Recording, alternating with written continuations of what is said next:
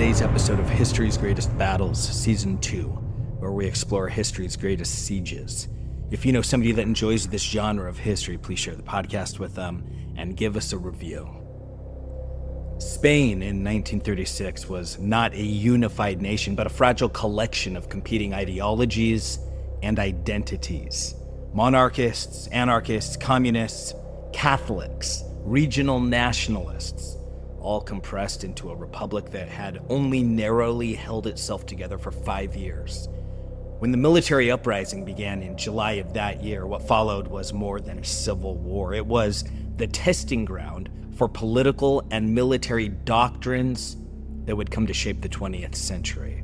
Among those fault lines, none were more strategically vital or symbolically charged than the autonomous northern territories held by the Basques. The Basques were a conservative, deeply religious people who had supported the Republican government, not out of ideological alignment, but in defense of their newly won autonomy. They were not communists, they were not socialists. They were Catholic nationalists with a homeland to protect.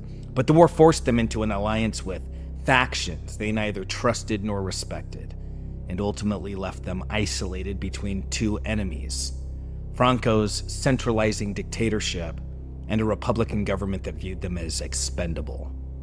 The campaign that unfolded in the north did more than determine local control. It reshaped Spain's internal balance of power. Its outcome dismantled Basque political independence. It provided Franco with critical industrial resources and offered a live-fire test environment for modern warfare, particularly for German air units who would later apply these lessons in Poland and across Europe. The political aftermath redrew the relationship between the Catholic Church and authoritarianism, sending a message to the rest of Europe that religion would not stand as a barrier to militarized nationalism. The events that took place in the North were not a sideshow. They were a preview of what the world would become: military power used to crush regional identity, foreign intervention used to rehearse broader war, and religious institutions brought into alignment with authoritarian rule. The implications weren't confined to Spain. They echoed forward, shaping the way the Second World War would be fought and how post-war Europe would be politically constructed. Let's now experience the Siege of Bilbao. Welcome to History's Greatest Battles, Season 2, Episode 43, The Siege of Bilbao during the Spanish Civil War of the 20th century. From the 31st of March to the 19th of June, 1937. Spanish nationalist forces, roughly 50,000 Spanish, Italian, and Moroccan troops. Basque revolutionary forces, roughly 45,000 troops. The fall of Vizcaya's capital was both a tactical defeat and the moment the spine of Basque resistance snapped. With it went the last coordinated defense of autonomy in the north. From that point forward, there would be no organized Basque military stand, no political bargaining power, and no seat at the table in the war that continued to rage across Spain. What followed was more than occupation. It was a deliberate and calculated dismantling of Basque nationalism. Schools were purged, language forbidden, symbols outlawed. Nationalist military leaders didn't just take territory, they moved to erase the very idea of a separate Basque identity. That loss in Vizcaya marked more than the end of a campaign. It triggered a generational suppression that would outlast the war itself, etched into law, enforced by decree, and remembered in silence. As Spain edged toward full-blown civil war, one question haunted both Republican leaders in Madrid and Franco's insurgent generals alike: where would the Basques stand? For years, Basque nationalists had thrown their weight behind the reformist tide in the Republic, yet they were a devout people, unshakably Catholic, and the Church had made its allegiance clear. It stood squarely behind Franco. When the shooting started on July 18th of 1936, Basque officers in the north moved fast. They rounded up mutinous troops and publicly pledged their loyalty to the Republic. But Madrid had reason to worry. The Republic was shifting hard to the left, and the Basques, deeply conservative by nature, were no natural allies to a government veering towards socialism. Franco's camp had their own problem. The Basques had just won autonomy under the Republic. The last thing they'd submit to was a centralizing military regime. Northern Spain was no monolith. Political unity was nowhere to be found. In Vizcaya and Guipuzcoa, Basque nationalists held the high ground, politically and culturally. Santander, wedged in the center, leaned toward socialism. The UGT labor union called the shots there, and its grip was firm. Out west in Asturias, hardline communism ruled the streets, but even they answered to no one, not even the Republican government they were supposed to be fighting for. That chaos bled straight into the battlefield. Military coordination was a disaster. Rival factions ignored commands, refused cooperation, and treated orders as suggestions. Franco's rebellion in the north was led from a junta in Bilbao, with General Emilio Mola at the helm. His forces advanced, pushing from the Portuguese border all the way to Catalonia in the northeast. Though the Basque heartlands along the coast weren't taken, they were cut off, severed from the Republican center in Madrid and left to stand alone.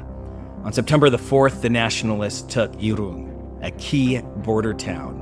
With that, the Basque provinces were encircled, boxed in with no way out. The north then fell quiet. Franco had his eyes on Madrid, and for a time, the Basques were spared the hammer blow. When Mola launched his offensive into Basque soil on March 31st, 1937, the Basques weren't just hit militarily, they were politically cut adrift. Franco's side, still hoping the Basques could be peeled off diplomatically, sent feelers through the Vatican. Pope Pius XI ordered a letter with terms of peace to be dispatched. But the Republicans got their hands on the letter first and leapt to a damning conclusion that the Basques were trying to cut a deal behind their backs. The response was swift and it was cold. Every drop of military aid to the Basques was shut off. Now isolated by sea and betrayed by their supposed allies, the Basques were left to fight alone. A war with no backup, with no margin for error. Bilbao wasn't just a city, it was the industrial lifeline of northern Spain, home to major arms plants, iron ore veins, and a crucial river port on the Nervión. It was a prize no side could ignore. The front lines were dangerously close, only 30 miles out, stretching from Diva through Vergara to Villarreal. But between them and Bilbao stood jagged, punishing terrain. On paper, defenders had the edge in that kind of country, but the Basques lacked the essentials: armor, air power, and heavy guns. They mustered around 45,000 men, but they had just 12 tanks, a few outdated aircraft, and barely enough artillery to even matter. Franco's 50,000 strong, backed by Italian troops, ruled the skies. The air belonged to them. For months, the Basques had been fortifying the hills around Bilbao, hammering together a defensive perimeter they called the Iron Ring. By spring, though, it was still unfinished. Worse, the design was flawed. Most of the fortifications sat exposed on hilltops, perfect targets for nationalist guns and bombers. And then came the betrayal. One of the Iron Ring's own architects switched sides, taking the entire blueprint straight to General Mola. Add to this the constant backbiting between Basque nationalists, socialists, communists, and anarchists. And what you had was not a united front, but a deeply fractured defense barely holding together. Before launching his assault, Mola made his intentions clear in a chilling ultimatum. Quote, "Those not guilty of assassination and who surrender their arms will have their lives and property spared. But if submission is not immediate, I will raise all Vizcaya to the ground, beginning with the industries of war." End quote. There was no bluff in his words, only the promise of destruction. The offensive opened on March 31st with thunder from the skies. Nationalist bombers, led by Hitler's Condor Legion, German aircraft and pilots on loan to Franco, pounded Basque positions without mercy. Their opening strike hit the road junction at Durango, a quiet town with no defenses and no military value. Durango had nothing to do with the battlefield, no garrison, no gun emplacements. Still, nearly 250 civilians were killed.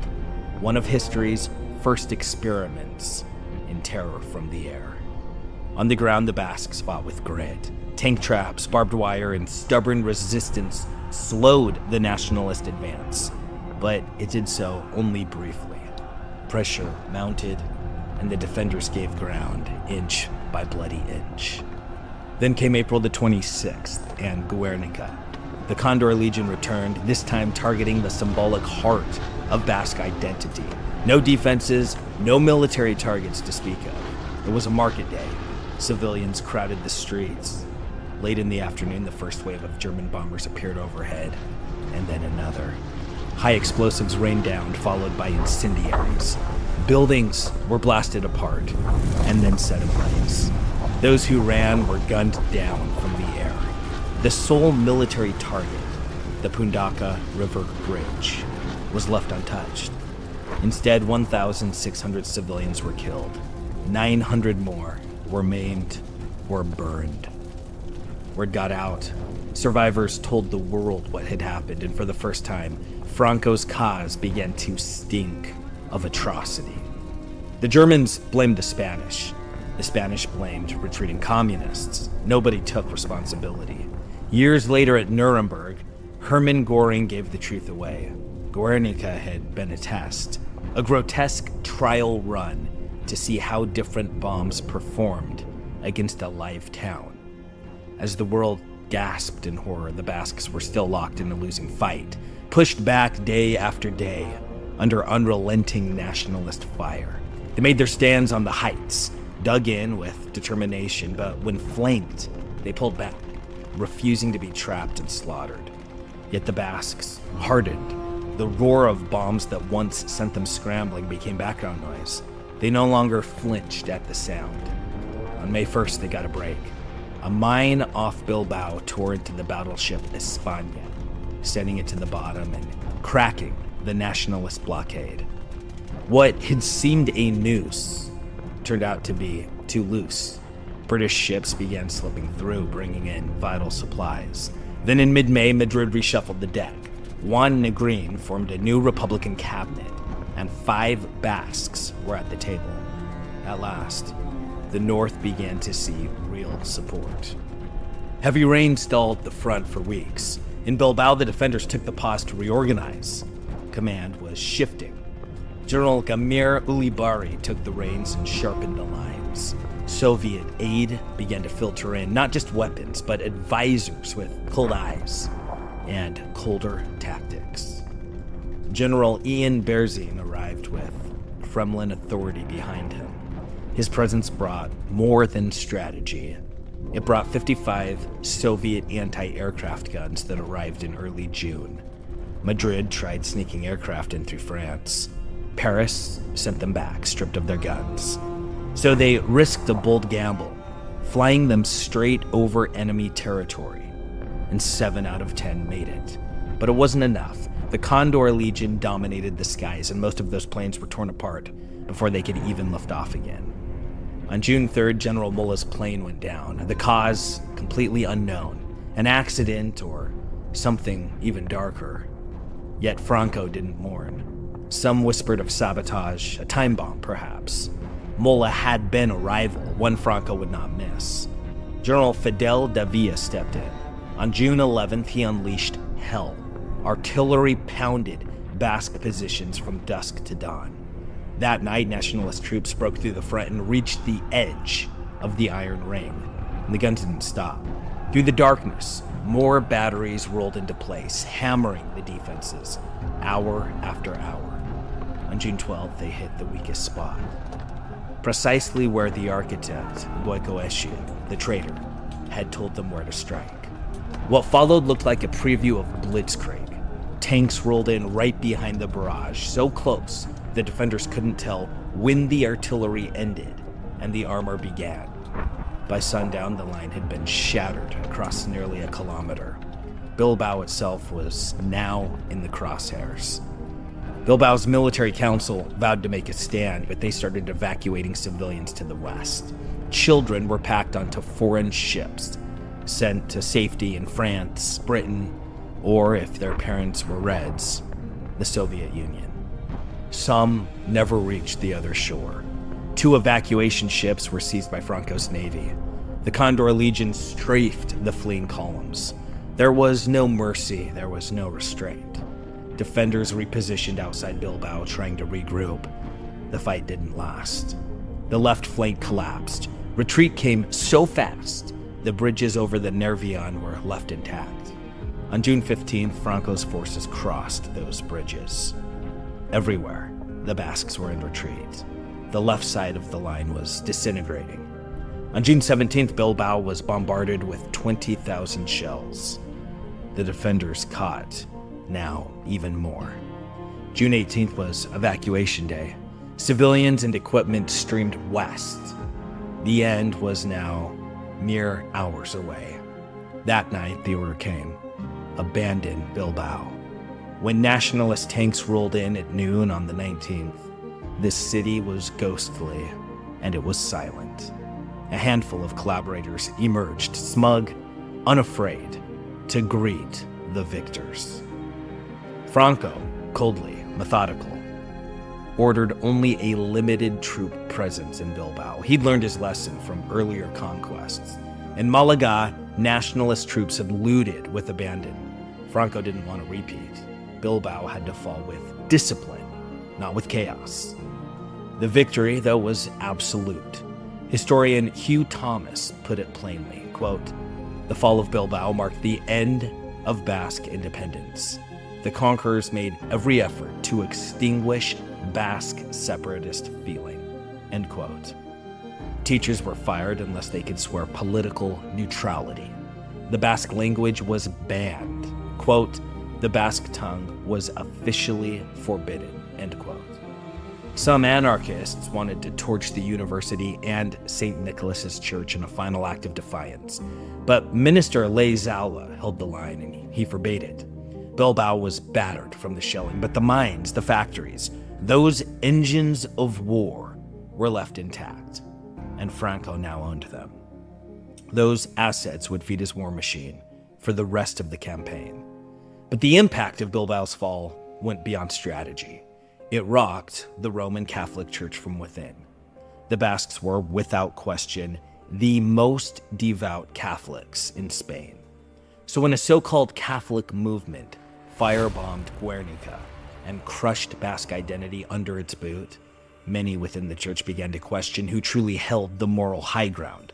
The Basques, they weren't just Spaniards. They were the soul of northern Spain, fiercely independent, fiercely Catholic. Their faith wasn't for show. It was etched into their language, their law, and their blood. And then came the betrayal. The very movement that claimed to defend Christendom firebombed Guernica, shelled their cities, and hunted down their priests. It didn't just conquer territory, it tried to erase a people. And the church just looked on. Pope Pius XI sanctified the dead, yes, but from the pulpits came silence. From the bishops came justification. Franco's war was declared holy. The communists, they said, had asked for it. Basque priests, those who dared to stand with their own flock rather than with Franco, were denounced by Rome itself. Loyalty to the church now meant disavowing your own people. And then it was final. On August the 28th of 1937, the Vatican, the seat of St. Peter, made it official. Franco's regime was now the legitimate ruler of Spain. To be Catholic from that moment on meant to reject the Republic. By October, the entire North had fallen. The Basques had no sanctuary, no allies, and no voice left to speak their name on the world stage.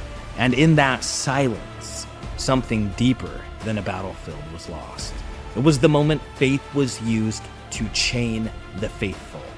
It was the day the church chose order over justice or righteousness. And the night a people who had given everything were told by both God and government that they no longer existed. This was not just a conquest in a civil war. It was annihilation, signed in blood and sanctified with a blessing.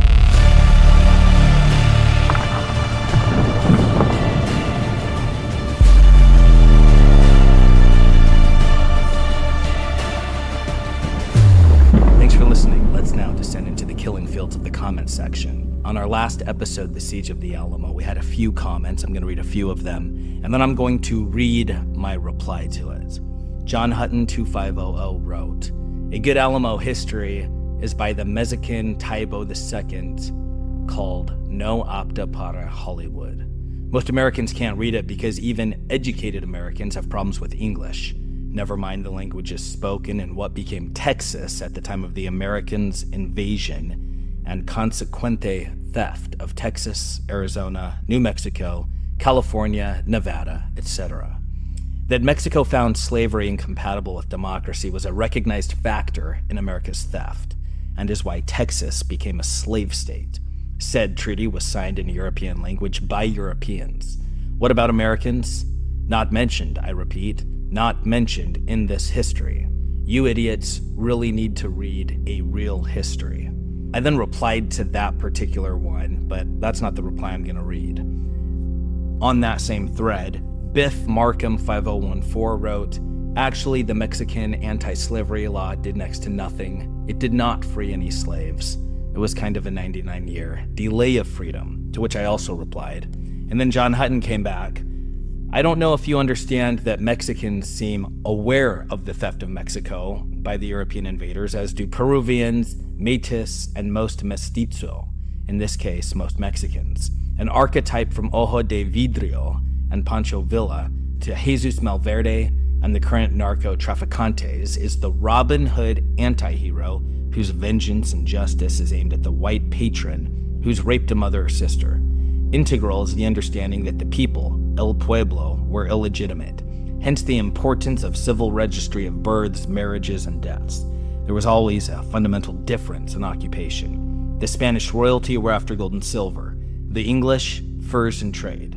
What became the USA, let's use the misnomer, quote, Americans, end quote, had their stated manifesto destiny. The very term implies a divine machination, to wit, the land. Hence the word steal. Holding a gun to an individual's head or to a people's head is still theft, be it Haida or Mestizo." And then in brackets he writes, "Inappropriate because the Canadians indeed never held a gun to the Haida's head. Hence they now have Dominique over their ancestral lands." But yeah, I'm not diplomatic.